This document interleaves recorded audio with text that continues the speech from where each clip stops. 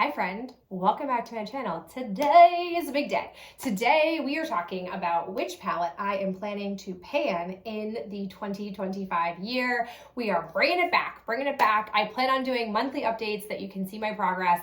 And so this essentially is going to be, I'm a little bit late in the game. It is now already January, but I'm going to show you the one I've picked and show you at this point where it's starting from. And then as of February, you'll get the month one update. Let's go ahead and talk about what I am not panning first and kind of refresh you on my 4 potential choices that I had. So the first palette, and a palette that I will not be panning, is my Lorac Mini Pro palette, the sparkling one.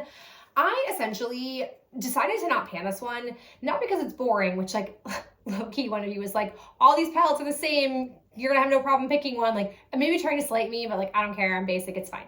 This one I essentially have vetoed because it is just too small. I want to challenge myself a little bit more. I think arguably, yes, I could pan this. It probably wouldn't take me all year, but I just feel like I only really have 2 looks. There's not a lot of depth to this, which of course not, there's only 6 shades in here, but I just don't think it would be a pleasure. And I have found, as someone who has panned palettes that were both not that fun to pan and ones that were, I just want to have fun. If I'm going to actually get an entire palette used up, I want to really have fun with it, and this just wouldn't ring enough of those fun bells, so it's getting passed on. Like, I think it might just organically get panned anyways. Like, I've already hit pan on the middle matte shade there just by like using it, I wouldn't say super regularly, so I feel like it has potential just to naturally get panned down anyways, so I'm not too worried about this, and again, not as satisfying as a choice. The next palette that I contemplated and ultimately am not going to pan is my ColourPop Rock Candy palette. I really hummed and hawed about this, and the reality is a lot of people suggested to me, and I do appreciate your feedback, of just trying to pan one shade, like just like hitting pan on all of them. And I don't find that very satisfying. Like, to me, I get more satisfaction out of using up a shade entirely versus just hitting pan on it. And for me, the integrity of the project is really all about using up the entirety of the palette. And so I wouldn't have found the same level of goal accomplishment and the same satisfaction if I just tried to hit pan on all of these shades. And then I also contemplated, because I had a suggestion that I could like depot and like put together, I think it was like with the That's Taupe, and I don't quite remember the entire suggestion, but it gave me a thought, and I contemplated this for a moment. I contemplated actually pulling pans out of this and making like a 9-pan palette and trying to pan that. And then if I like ran out of something or wanted to like pull more things in, I could keep coming back to this and sort of just like ravage this palette for what I wanted and sort of dismantle it in that way. And that really did tempt me. But I have to admit, when I was trying to consider that, I was not drawn to this palette. Like, as I was marking it to use and potentially use it for the entire year, I didn't find myself gravitating towards it. I don't really know why, and I don't really know what that says about this palette, because I look at this, like right now I look at this and I'm like drooling. I'm so here for it. But yet when I was pulling it out potentially to consider panning for this year, I just kept passing over it for my top 2, the top 2 that I have contemplated panning before. And my top 2, as you might remember, were the ColourPop That's Taupe and the Alter Ego Shadow Kiss. In fact, so much so that you're gonna see I have more usage than the last time you saw this. I have like a significant dip happening in Slated, which is a pretty hard like shade to really pull product up from and create pan on. It's kind of like a Super Shock-esque texture. But I just like keep coming back to this, and I keep coming back to the Shadow Kiss palette. You can see here, these 3 shades already have significant pan on them, and I really sort of forced myself to try other colors in here, because one of my concerns for this palette was that it sort of had a lot of the same looks.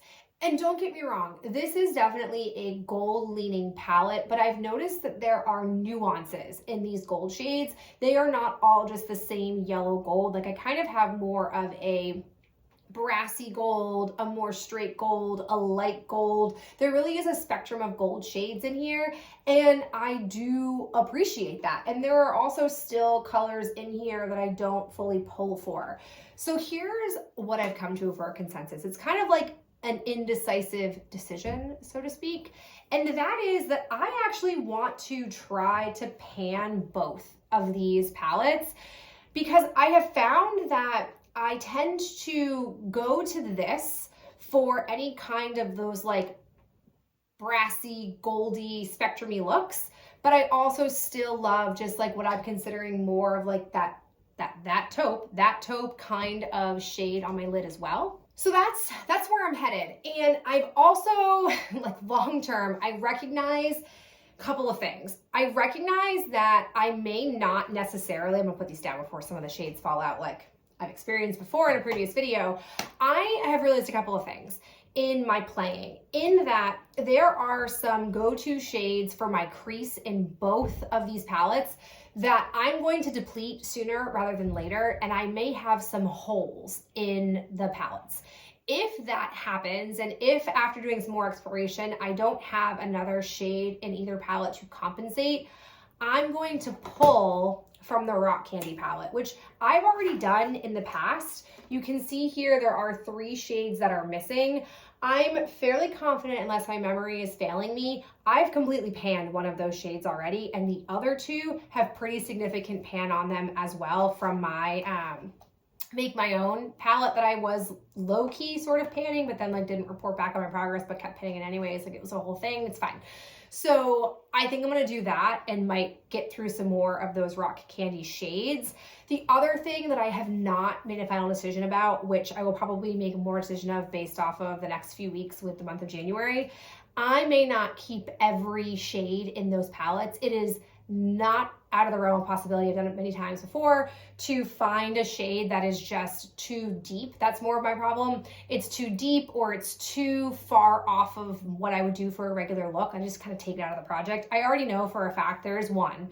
The Bedrock shade here, this dark chocolate brown, like this color turtleneck that I have on my eye is too much. It's too much of a look for me in my professional life, at school. It's just, it's too much of like, I don't wear smoky eyes on a regular. And whenever I put this on, I just always look very done up. Like it makes it look like I have a lot of makeup on my face, and I don't particularly like that kind of look.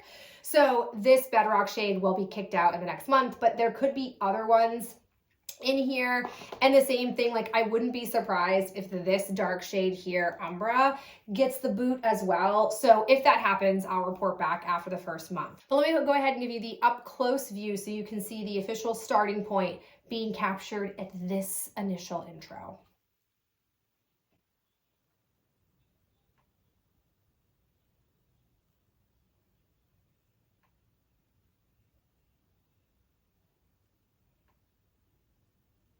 And here's what my ColourPop That's Taupe palette looks like.